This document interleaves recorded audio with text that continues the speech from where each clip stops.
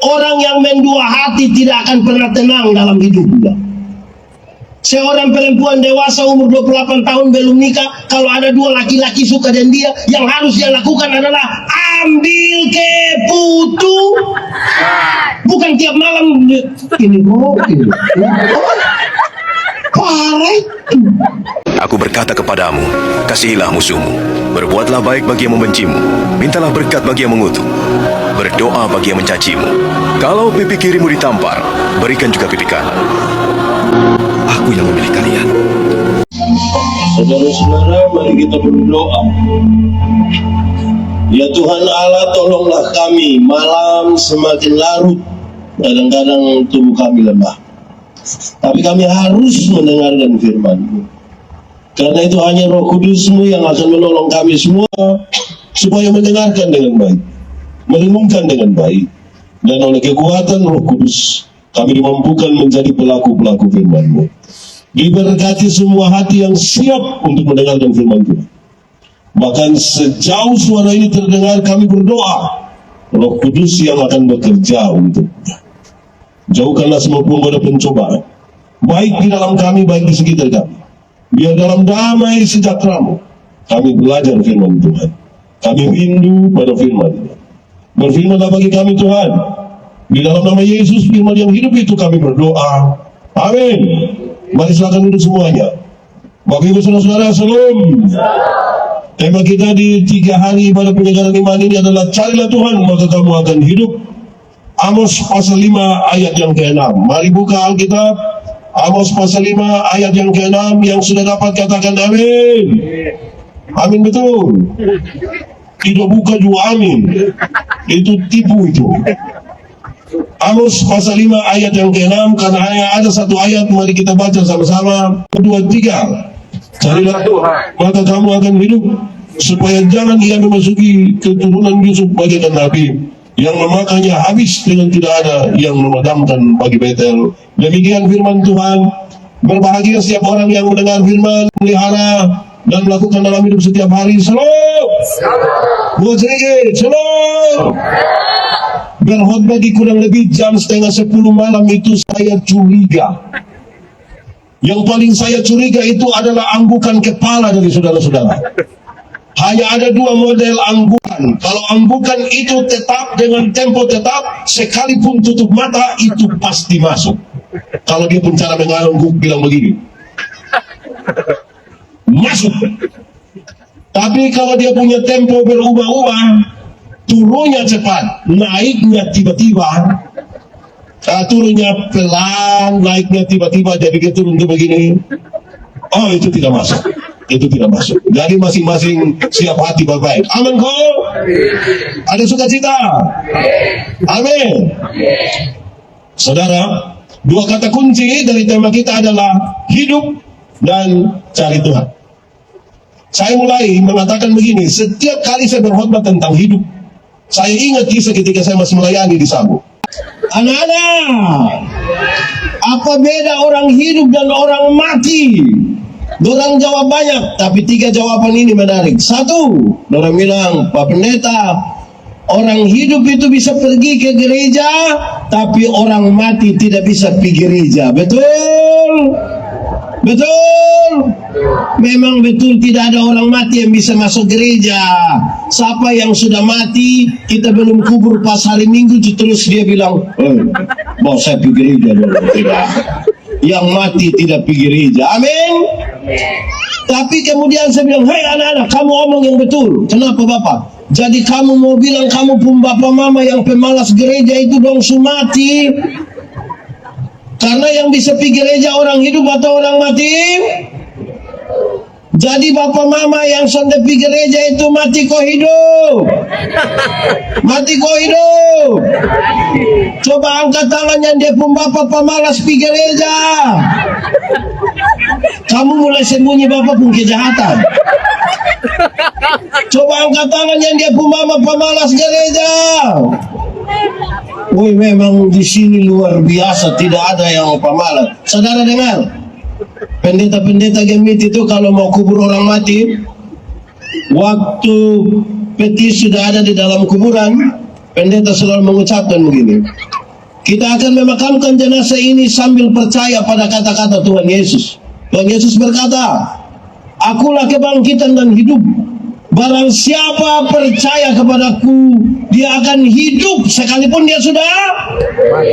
Yang percaya Tuhan, yang tinggal di dalam Tuhan pasti hidup sekalipun sudah.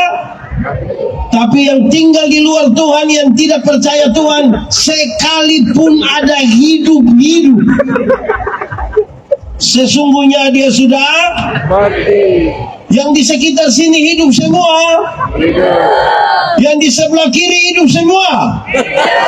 Yang di sebelah kanan sana hidup semua. Mantap, berarti besok gereja penuh. Amin. Mantap. Kedua dia bilang begini, pendeta, orang hidup itu Bapak, dia bisa makan. Bisa? Tapi orang mati tidak bisa makan. Betul? Memang betul. Tidak ada orang mati bisa makan. Siapa yang mati 3 hari kita belum kubur, terus dia bangun, dia bilang, hai, bubur jubai, tidak bisa. Orang mati tidak bisa makan. Amin kok. Tapi coba saudara pergi tanggal 24 Desember, 31 Desember, pergi di kuburan. Di mana? Di Kapadala. Tahu Kapadala? Di mana? Di mana coba?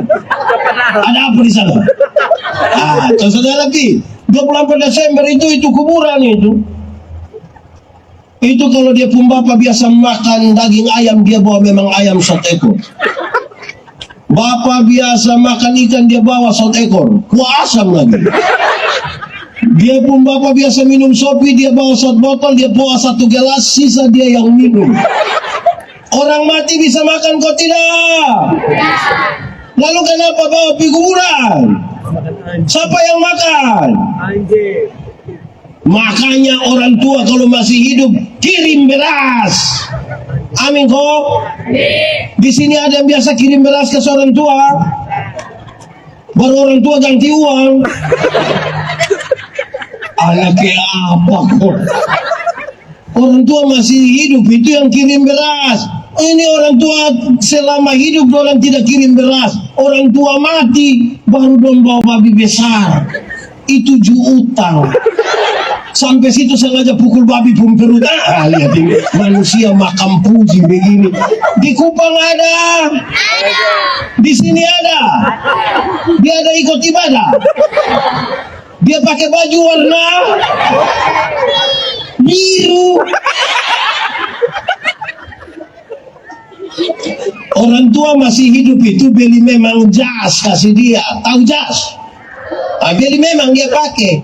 Ini orang tua masih hidup dan tidak beli jas. Kasih tengah bab tua pakai yuken. Pas mati dong beli jas. Orang tua masih hidup beli memang sepatu. Amin.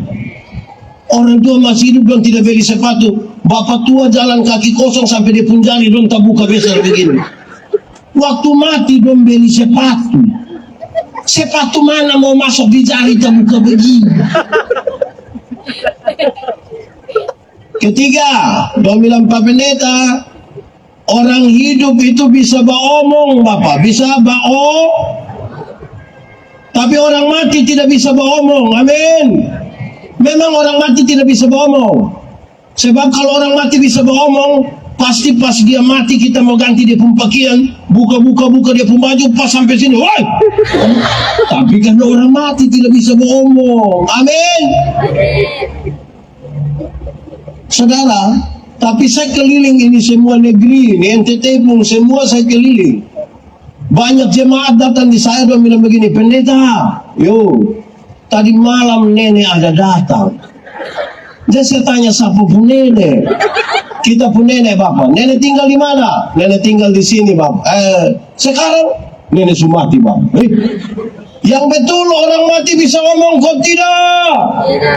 Bisa kok tidak? Nah yang tadi malam datang itu siapa pun nenek? Siapa pun nenek? Bos saya tanya, nenek datang bikin apa? Nenek datang kasih nomor KP Bang.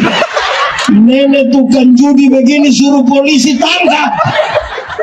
Di sini ada yang tukang judi. isi KP kok apa? Yang tukang judi online ada ikut ibadah, ada di sini. So tunjuk. Ke apa kok? Iya, orang mati tidak bisa omong. Kadang-kadang ada banyak orang pi omong di kuburan. Dan jalan-jalan pi sampai sana, pas sampai kuburan dia bilang, "Salam." Untung baik kok yang di dalam tidak bilang omong deng. Yang selama hidup, orang mati bisa omong kok tidak? Tidak bisa. Oke, saya mau tanya, kalau kita bermarah dengan seseorang, kita beromong dengan dia, beromong kok tidak? Berarti orang yang bermarah kok tidak beromong dengan orang itu tandanya dia sudah begitu. Di sini ada yang tidak bicara dan dia pun mama, yang tidak beromong dan dia pun kakak, adik, ipar-ipar, mama mantu, bapak mantu, dari relasi.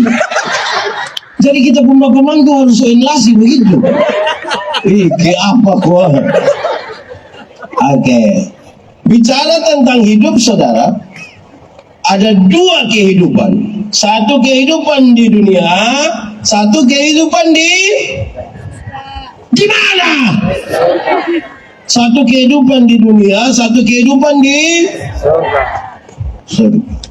Kadang-kadang orang orang yang mendua hati tidak akan pernah tenang dalam hidupnya. Seorang perempuan dewasa umur 28 tahun belum nikah, kalau ada dua laki-laki suka dengan dia, yang harus dia lakukan adalah ambil keputusan. Bukan tiap malam ini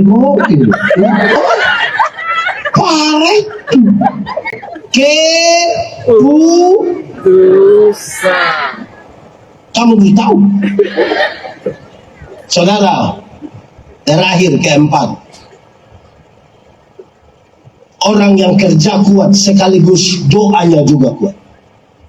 Orang yang kerja kuat dan doa kuat, dia tahu kapan harus bekerja, kapan berhenti bekerja, kapan menikmati hasil pekerjaan, kapan bersama dengan keluarga, dan kapan dia harus berdiam diri untuk membiarkan Tuhan bekerja atas apa yang tidak bisa dia kerja.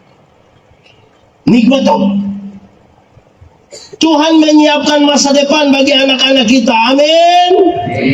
Saudara aminkan? Amin. Betul, saya juga amin. Tapi yang antar itu anak belum pergi sekolah, siapa yang antar?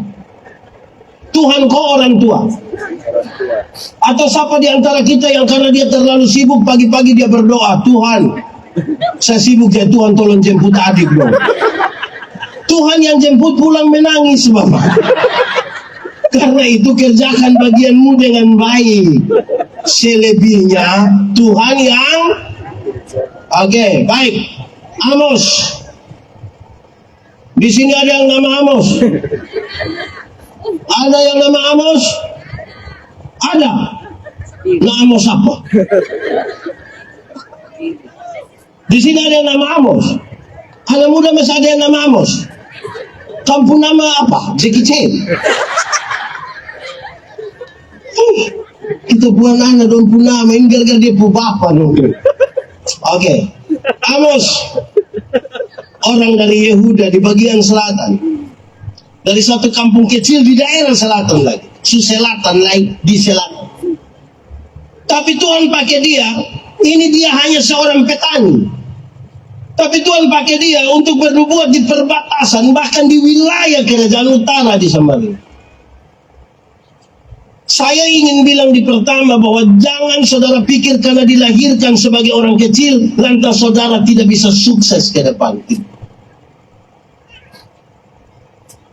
Kita mungkin lahir miskin, tapi untuk kemudian menjadi miskin atau kaya itu kita yang ambil keputusan.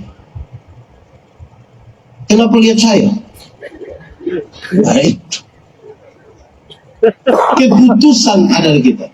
Dia pergi ke daerah yang sesungguhnya asing bagi dia. Berhadapan dengan sebuah tempat di mana kemakmuran itu nomor satu. Waktu Nabi Amos bernubuat, daerah di mana dia bernubuat itu sangat kaya. Ternyata daerah yang subur, yang kaya itu tidak cukup di mata Tuhan. Paling tidak saudara-saudara ada 6 kejahatan yang terjadi dan bangsa itu kemudian dikategorikan sebagai bangsa yang mati. Supaya kemudian ini disebut. Kejahatan macam apa? 1, penindasan terhadap orang miskin terlalu kuat di daerah itu. Orang-orang kaya menggunakan kekayaannya untuk menindas dan menghancurkan orang-orang kecil. Itu membuat mereka sangat-sangat sulit. Di Kupang sini ada orang kaya yang biasa bikin-bikin orang kecil kok. Atau ada orang kecil yang bilang orang kaya tolong bikin-bikin beta dong. Saudara, saya mau bilang pada saudara, kenapa bagi saudara yang kaya, saudara yang berada, saya kasih tahu saudara, kenapa dengan kekuasaan, dengan kekayaan, saudara menindas orang kecil, kalau saudara punya masalah kejiwaan yang serius. Orang yang luka batinnya tidak bisa disembuhkan, yang belum sembuhkan. Ketika dia menganga keluar oleh karena jabatan dan kekayaan, dia butuh kesembuhan dan ternyata kesembuhan itu dia tidak dapat. Dia ingin menggunakan kekayaannya supaya dia dihormati, dia dihargai, dia disanjung-sanjung. Makanya dia menekan orang-orang kecil. Dia tidak berakhir, dia tidak pernah bahasa bikin begini. Dia tidak selesai dengan dirinya. Dia rindu orang menyanjung-nyanjung dia. Di Kupang ada. Saya mau bilang pada saudara, harus ada orang kaya, harus ada juga orang miskin. Dari segi harta. Tapi kita di hadapan Tuhan sama, jangan menindas. Bayangkan kalau di Kupang ini semua orang kaya. Siapa mau perintah beta? Harus ada di bawah sedikit. Tapi bukan untuk ditindas. Tuhan Allah tidak suka sebuah penindasan. Dan saudara-saudara yang menindas dikategorikan sebagai orang-orang yang mati. Bahkan Anda mencari mati. Apa yang kamu perbuat kepada saudaraku yang hina ini, itulah yang engkau perbuat kepada aku.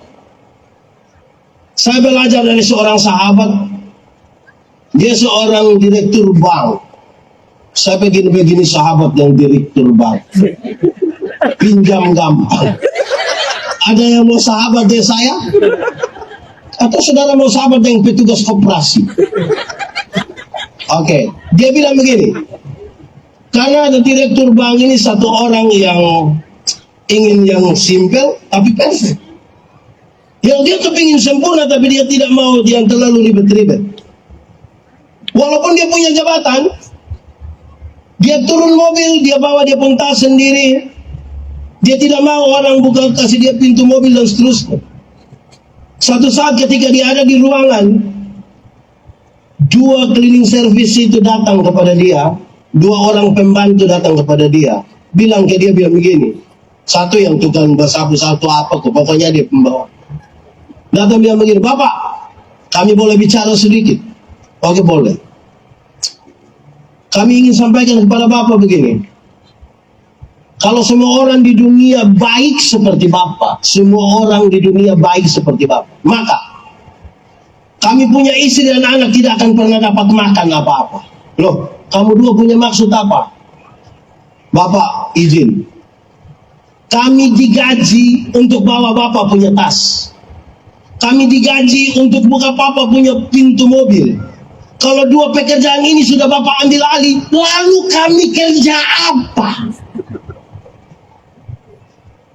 Apa yang tadi dia pikir itu bagi dia aman, tidak aman bagi orang lain. Akhirnya dia tersadar akan sesuatu dan dia bilang, oke, kalau begitu saya minta maaf, tapi mari kita deal. Kalau besok kamu membawa tas saya, Kalau besok kamu membuka pintu mobil saya, bukan karena saya lebih hebat dari kamu, tapi karena masing-masing kita bertanggung jawab akan tugas kita masing-masing. Amin.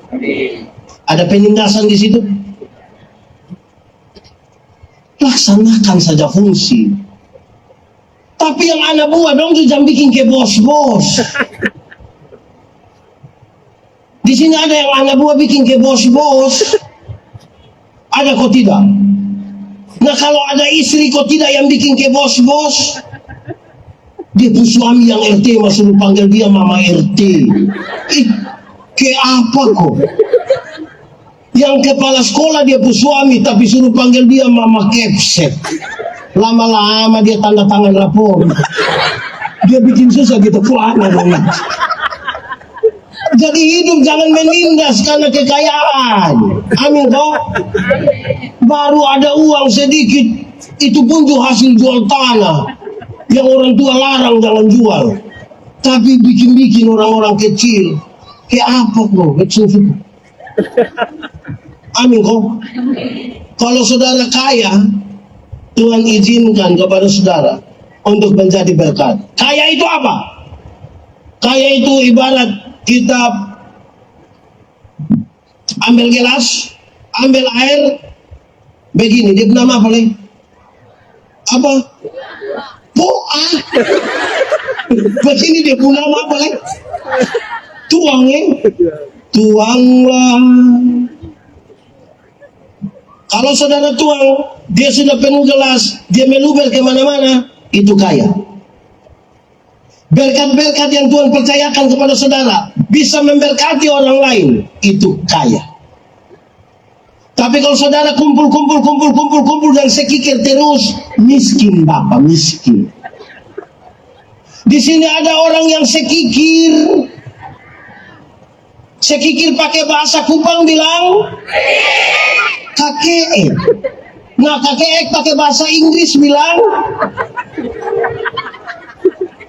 itu beta bingung. Saya mau kasih saudara, kaya itu begitu. Ada dua orang berdoa kepada Tuhan minta karunia. Ternyata di Tuhan tinggal dua karunia. Satu karunia memberi, satu karunia menerima. Orang pertama cepat-cepat ambil karunia menerima. Berarti tinggal karunia memberi. Orang kedua sambil garu-garu kepala dia terima itu karunia memberi. Lewat 20 tahun kemudian berjumpa di satu perapatan jalan. Yang punya karunia memberi itu ada duduk di atas mobil mewah, satu tanda sukses sekali. Yang punya karunia menerima itu dia ada duduk kau minta-minta di pinggir jalan. Waktu orang dua baku lihat, ini satu bilang, oi, perasaan itu hari yang kau dapat karunia memberi. Kenapa yang kau lebih kaya dari saya? Terus dia jawab begini, kawan, karena Tuhan Allah tahu saya selalu harus memberi, maka kepada saya Tuhan berikan lebih. Kan yang kau mau kasih orang tuh ini, dan yang kau sendiri tidak bisa ini. Tapi yang kau itu kan karunia menerima, jadi di mana-mana hanya begini. Pakai patah leher lebar bilang, Bapak, hidup ini terlalu mati sudah kalau memang gitu. Lebih banyak di sini karunia memberi atau menerima? Menerima atau memberi? Wah, kalau memberi itu jangan memberi politik. Ini tahun ini semua banyak yang karunia memberi. Beri itu harus beri dan tulus. Amin kok. Kalau saudara beri dan tidak tulus itu tidak bisa. Harus rela, suka rela. Sama-sama 1, 2, 3.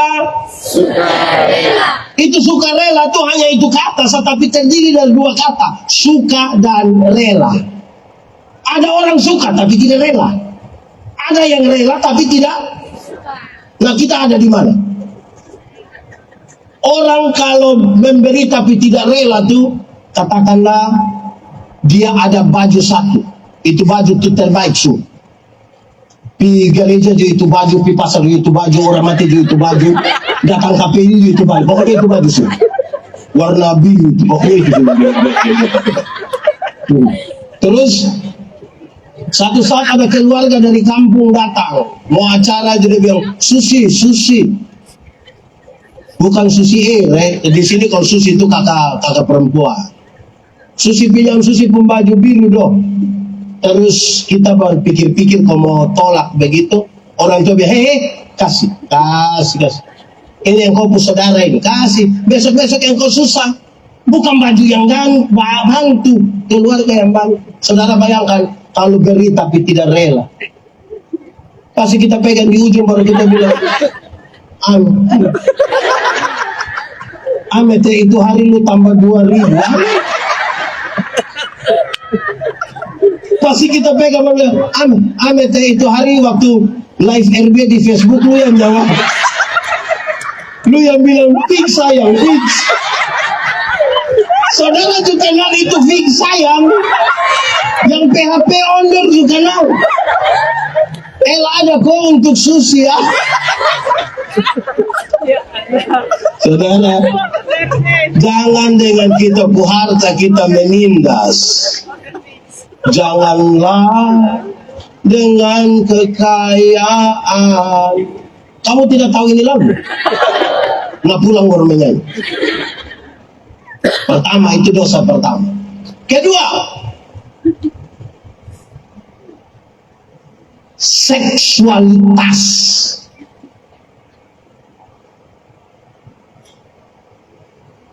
Kenapa lihat? Masalah persinahan yang serius di satu negeri yang subur itu, persinahan terlalu banyak. Ini cari mati. Amos kemudian nanti menubuatkan karena sebuah keadaan persinahan yang serius. Saudara tahu bersinah? Bukan tahu itu bukan. Maksudnya saudara tahu apa itu persinahan? Tahu? Saya mau tanya duluan yang bapak-bapak. Bapak-bapak, di sini tidak ada bapak-bapak. Ini SMA semua. Bapak-bapak, aman kok? Saya baca satu status di Facebook tuh ngeri juga. Bukan ngeri, kayak apa kok? Dia tulis sudah begini. Istri pinjam HP kami tidak takut. Hanya deg-degan saja. Tidak tahu su hapus kok belum. Bapak-bapak, aman kok? Mama tua bisa pinjam? Tidak deg-degan? Su hapus? Ibu-ibu, di sini tidak ada ibu-ibu. Ini nenek-nenek semua.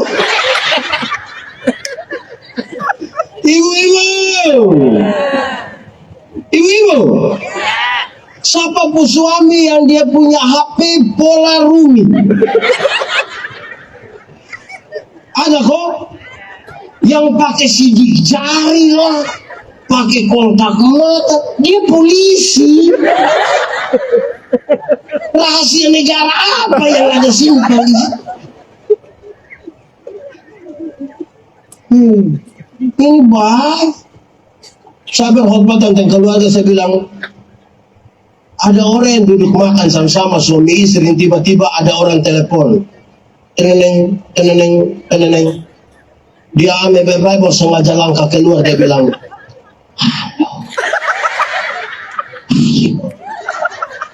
kalau itu terjadi, hai istri-istri, aku berkata kepadamu, curiga sudah. Weh, hati-hati dan bahaya persinahan toh. Amin kok? Saudara, amin kok? Hati-hati toh. Di sini ada tempat persinahan. Di mana?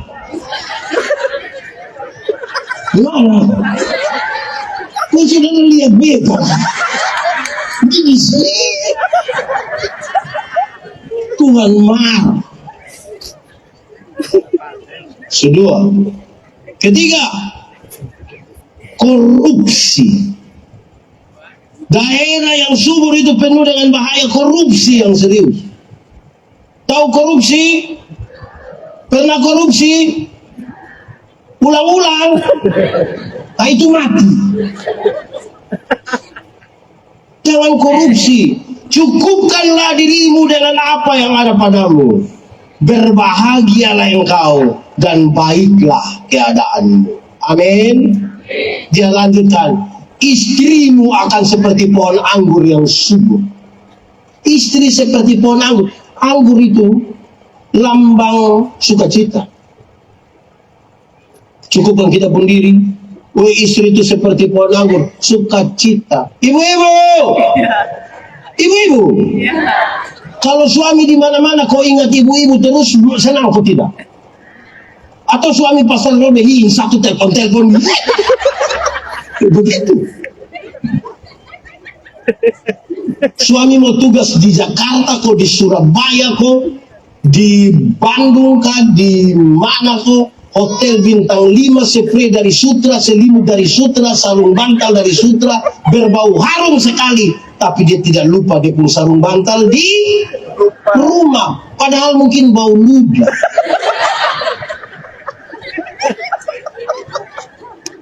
Atau mungkin bau keringat. Istrinya seperti pohon anggur yang subur. Dia pembagian mau subur kok tidak, itu soal nomor 2. Yang penting dia menjadi sukacita. Cukupkan kita pun diri dengan apa yang ada, itu cukup Ada teori, ada 1-2 orang datang bilang saya bilang begini, Pak Pendeta Yandi, kenapa?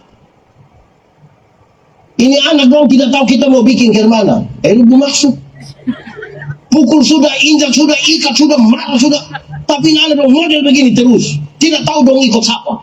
Saya bilang, kau mau ikut siapa? Kalau bukan ikut dia pun bapak, ya ikut dia pun mama. Masa ikut saya? Tapi kemudian saya kasih tahu, Alkitab mengisyaratkan supaya anak-anakmu jadi baik, panggil mereka dengan nama yang baik. Apa? Panggil dengan nama yang baik. Jenny, Yanti, Tinus. Kalau dia orang Rote tambah Boy. Kalau dia Sabu tambah Ina, Ama. Kalau dia Sumba tambah Umbu, Rambu. Ya toh? Kalau dia Semau tambah apa? Mulai cari orang bunyi. Panggil mereka dengan nama yang baik, nanti dong jadi baik. Karena ada orang tua di Kupang panggil di Puanang, we babi. Orang tua tidak boleh panggil dia anak babi. Pertama karena memang tidak boleh. Yang kedua, kalau dia anak babi nggak dia apa? Karena itu jangan panggil dia anak begitu. Kedua dalam kaitan dengan ini, berikan kepada mereka makanan yang baik. Berikan mereka apa? Makanan yang baik itu saudara bukan soal 4 sehat 5 sempurna, bukan soal nasi basi atau tidak. Makanan yang baik ialah uang hasil judi, hasil korupsi, hasil merampas, yang orang lain punya kita tarik. Jangan kasih makan istri Anda. Tidak jadi darah daging. Kok kita pun gaji kurang. Kita semua ikut saya marah, saudara tidak tahu. Ya, jangan korupsi. Korupsi bukan sekedar korupsi uang. Korupsi waktu kerja juga. Dia mau bekerja, keluar dia bawa memang dia pun handphone. Sana apa tuh kalau bawa. Tapi ketemu kawan selalu dia ini. Sampai di tempat kerja sudah terlambat 5. Oh kakak, makasih kakak. Minta senang. Korupsi bukan sekedar uang, waktu bekerja. Dan sampai waktu kerja kita ada orang yang saudara lihat kalau saudara di kantor, biasa kerja kantor jam. Oh di sini tidak ada yang kerja di kantor. Masuk kantor biasa jam. Kenapa? Pakai bahasa Inggris sayangnya itu. Masuk kantor jam 7:30. Kalau saudara datang tepat waktu, saudara bisa lihat saudara pun cara jalan.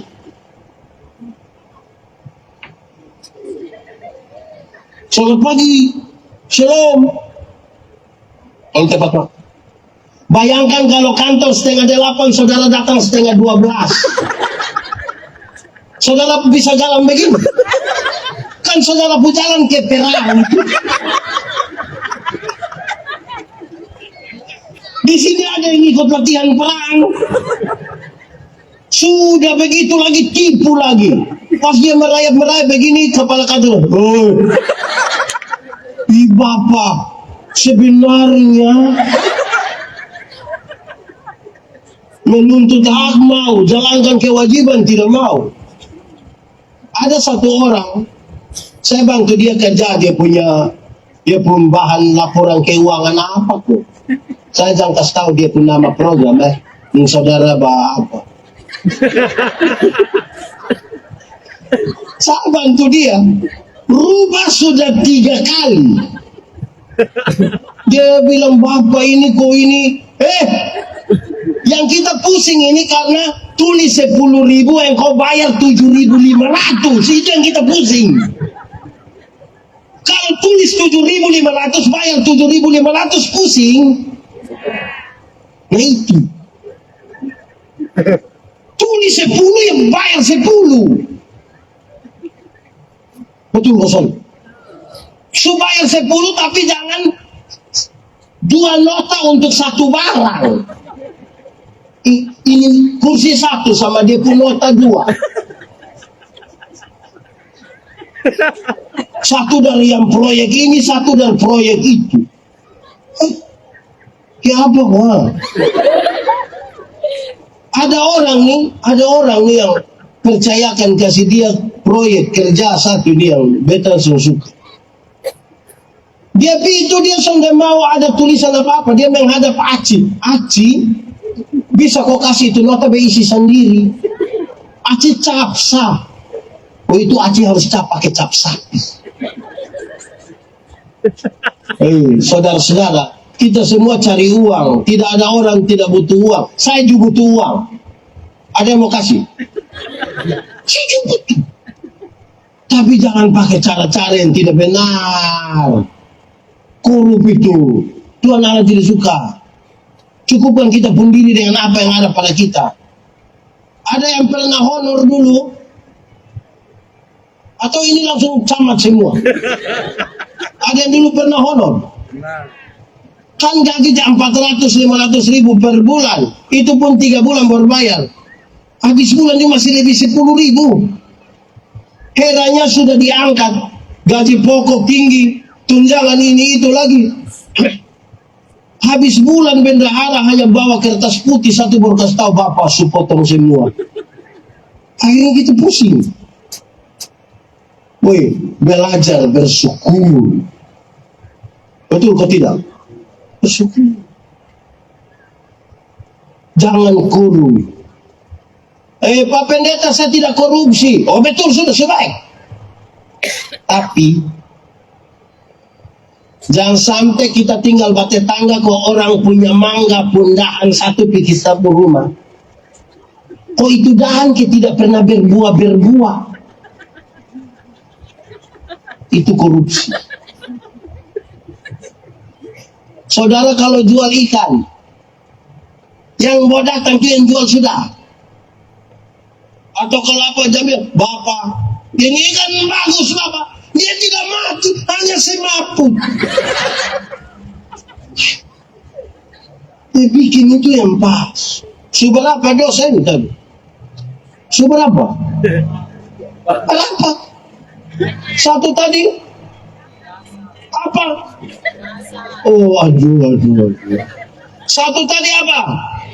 Penindasan. 2 apa? Yang ketiga? Korupsi. Keempat? Ketidakadilan. Dosa di waktu Amos melaksanakan dia punya nubuat. Dosa karena ketidakadilan hukum. Ada orang-orang tertentu kebal hukum. Mungkin karena punya jabatan, mungkin karena kenalan, mungkin karena punya uang. Dia sepertinya tidak tersentuh hukum. Orang-orang lain kena hukuman. Sepertinya tidak adil sekali. Marah.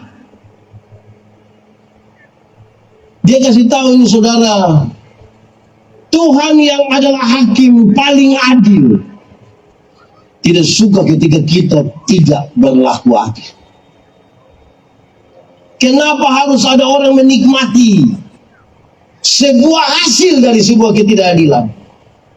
Pak Pendeta omong pengadilan kau apa kau tidak? Saya mau omong yang lebih ringan. Ada kita ini kadang-kadang tidak adil. Pagi-pagi polisi tahan kita karena tidak pakai helm. Terus kita kasih tahu Pak polisi minta maaf. Kenapa? Ini tadi saya di rumah sakit parkir yang mungkin tidak kunci ini helm, orang ambil Bapak. Orang ambil. Oh, makanya lain kali itu tolong jaga kita, lain kali jangan jaga baik-baik. Susah lalai tipuin. Pas sampai bercerita dengan kawan kasih tahu, woi tadi beta kena tilang karena tidak pakai helm. Lu bodoh nah. Beta tadi juga nama beta tipu. Beta kasih tahu bilang di rumah sakit ada yang curi. Bayangkan, si tipu lain. Susah lalai tipu lain. Di Kupang ada yang begitu. Ada. Dia ada di sini. Yang pikirnya sampai pakai helm. Lakukan sesuatu adil. Kita nih omong keadilan ini kadang-kadang terlalu tinggi soal putusan-putusan yang kadang-kadang kita bisa mengerti hukum pembata putih. Sudah hal-hal kecil saja. Tuhan bicara tentang keadilan sosial, dia kasih tahu apa yang kamu tidak inginkan orang perbuat kepadamu, jangan perbuat. Itu sudah cukup. Bikin apa-apa adil. Di rumah juga adil. Keadilan itu dimaksudkan supaya kita tuduhan yang diberikan kepada kita menjadi palsu. Maksudnya begini. Saudara pernah alami kok tidak orang omong saudara punama? Pernah alami kok tidak? Padahal yang diomong itu tidak benar. Pernah alami? Lalu saudara marah kok tulis di Facebook. Lakukan saja dengan adil. Adil membuat kita punya tuduhan itu menjadi palsu. Contoh, saya punya bapak, saya sebut bapak kandung. Saya punya istri, punya bapak, saya sebut bapak dari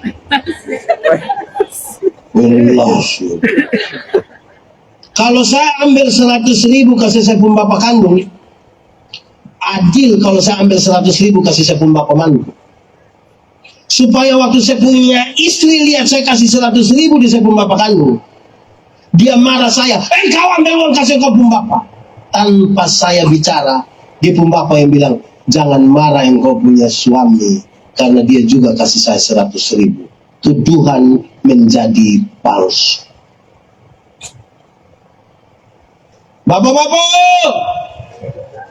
Bapak-bapak, kalau di rumah di meja makan ikan ada 2 padahal orang 4.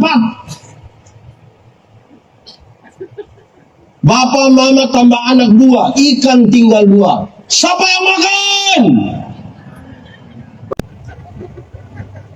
Saya tidak dengar. Saya tanya siapa yang makan? Wow! Siapa yang makan? Mau bagi 2, tidak soal supaya semua dapat. Mau kasih anak saja yang makan, tidak soal. Mungkin karena mama yang goreng jadi mama ambil 1, kita yang lain bagi yang 1, tidak soal.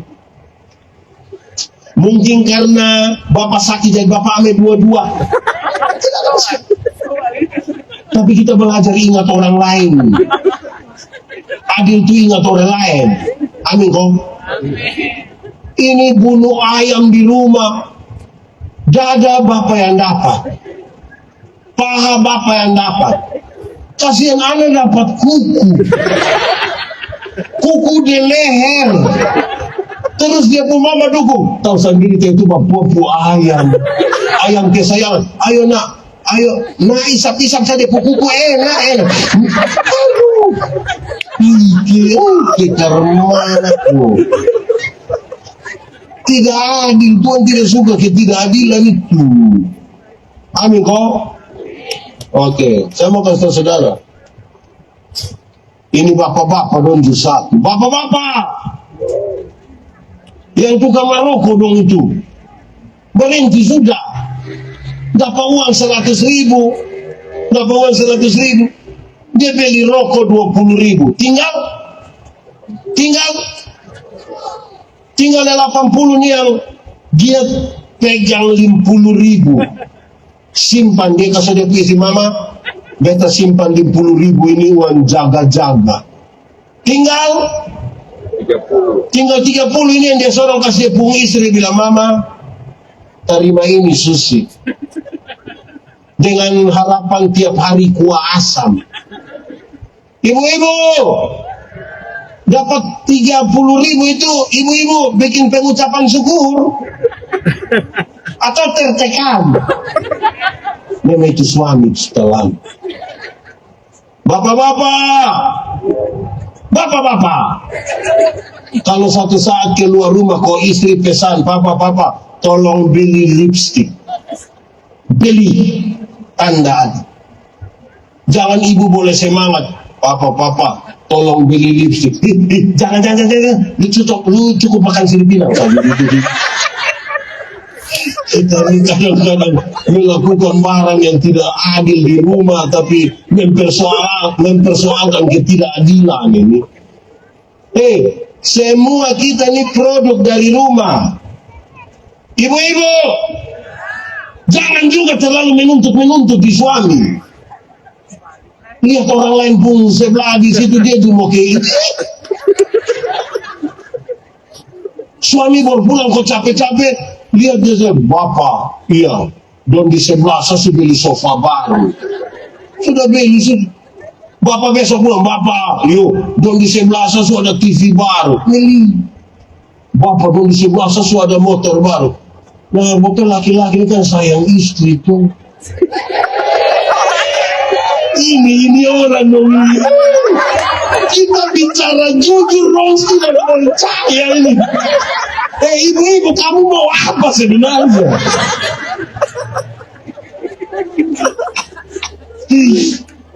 Lama-lama besok suami datang, dia bilang, bapak, yo, bapak di sebelah saya ada istri baru. Mau. Makanya jangan banding kita hidup dari orang lain toh. Tiap orang itu dia pun berkat sendiri, tapi dia pun masalah juga ada. Sama kayak kita, ada berkat atau tidak?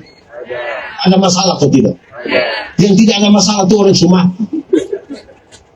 Sumati itu, kalau dia Sumati mau pakai kacamata atau tidak itu tidak penting.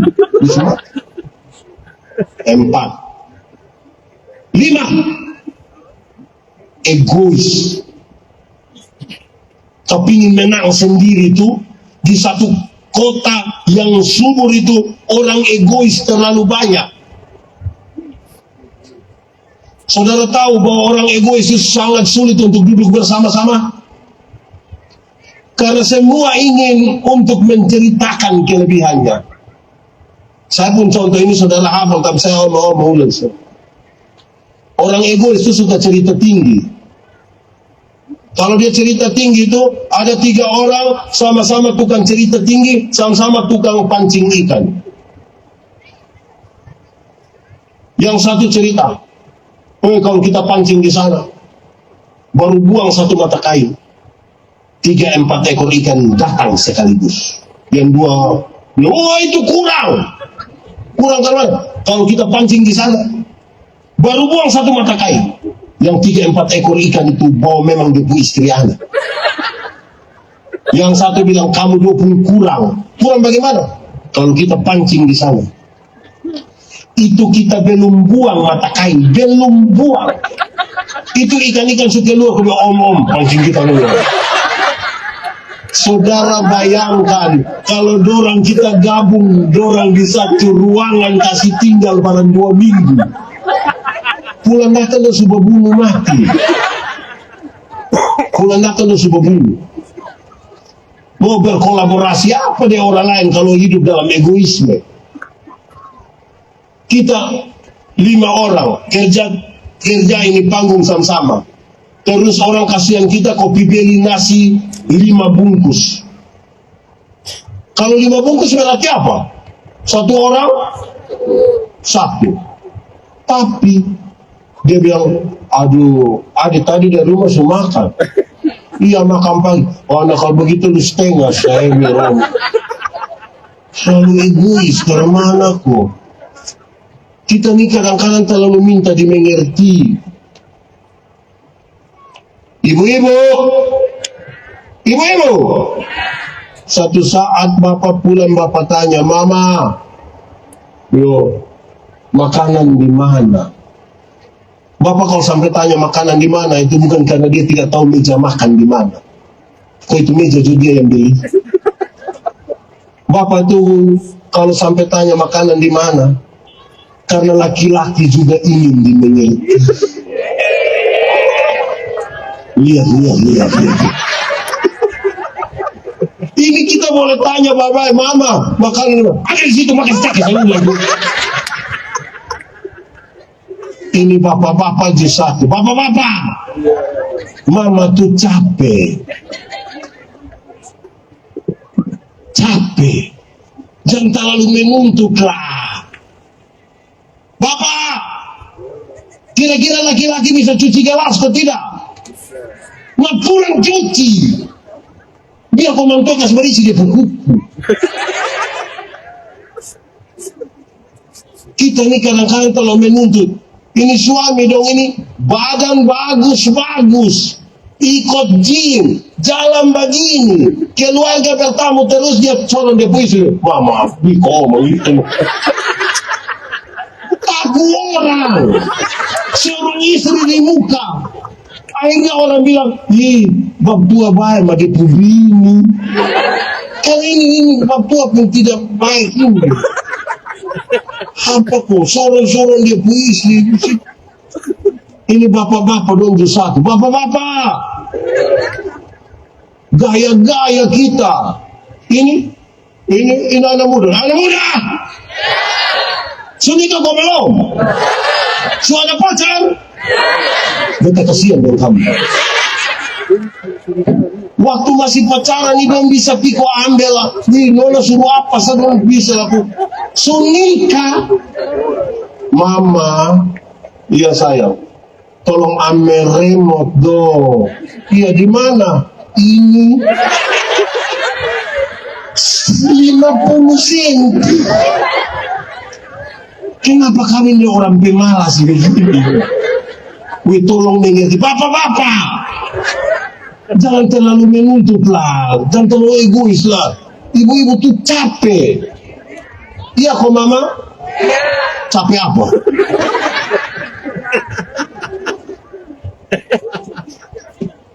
Enam. Ini khotbah balon habis. Enam. Penyembahan berhala. Di satu kota di mana Amos diutus, kota itu penuh penyembahan berhala. Berkat jasmani ada, tapi kalau saudara hidup dalam penyembahan berhala, saudara sementara ada pada jalan-jalan kematian. Karena orang yang menyembah berhala tidak percaya kepada kuasa Tuhan, tidak percaya pada kebangkitan Kristus, apalagi meyakini Kristus sebagai Tuhan. Orang yang menyembah berhala akan terjerumus dalam penyembahan-penyembahan oleh dan karena setan. Sejauh itu ke Pak Pendeta? Tidak. Saya mau bicara yang ringan. Segala sesuatu yang menggantikan Tuhan namanya berhala. Segala sesuatu yang kita sudah sangat tergantung kepadanya namanya berhala. Mari kita lihat HP. Tahu HP? Ada pernah beli HP? Kadang-kadang kita pun ketergantungan di HP ini sudah terlalu tinggi.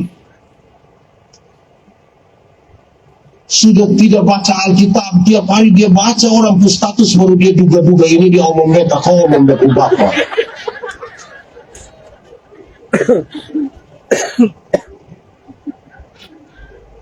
HP ini bisa gantikan Tuhan. Dorang kalau duduk kau main HP ini bisa sampai pagi.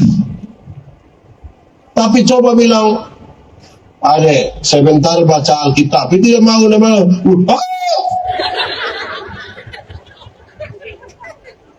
kita ini kita apa kuah?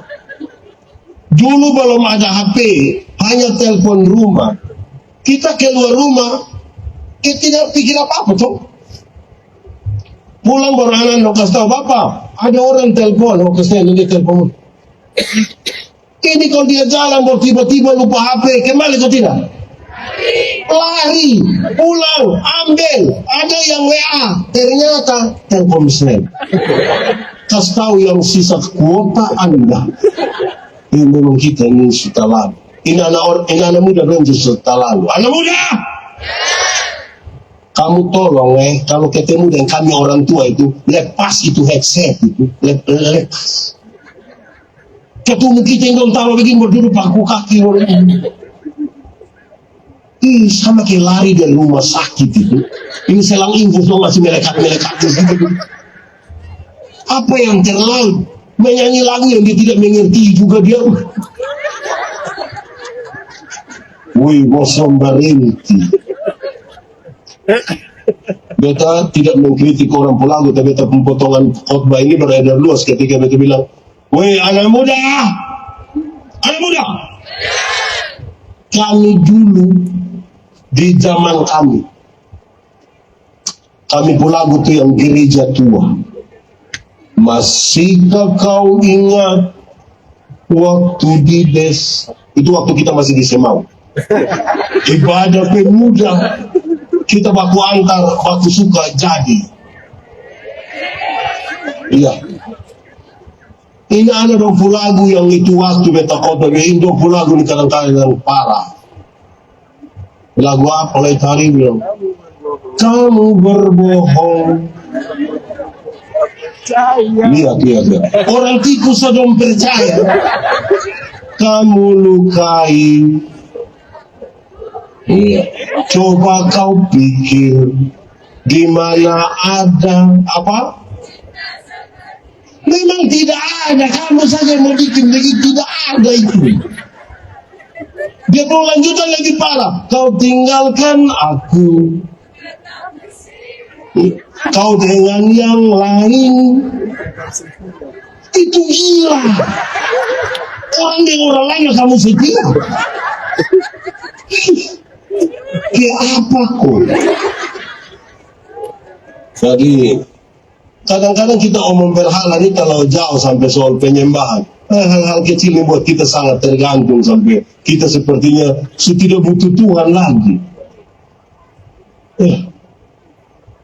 Ada betul anak satu dia putus cinta, bukan betul anak yang betul anak. Dia putus cinta, dia datang ngomong dan betul biasa saya. Jodoh itu akan datang dengan sendirinya. Itu pun kalau dia tahu rumah. Jadi itu pun tugas Sherlock. Tapi kita maksudnya begini, jangan sampai kita pun ketergantungan itu buat kita seperti tidak berdaya. Dunia belum berakhir. Tuhan atur. Kenapa ada sesuatu yang mengganggu kita sampai kita tidak bisa buat apa? Di satu kota yang makmur ini, 6 dosa ini. Oh, dia bilang, cari itu. Kalau kamu hidup di sini dalam perlakuan semena-mena terhadap orang miskin, dalam kejahatan seksual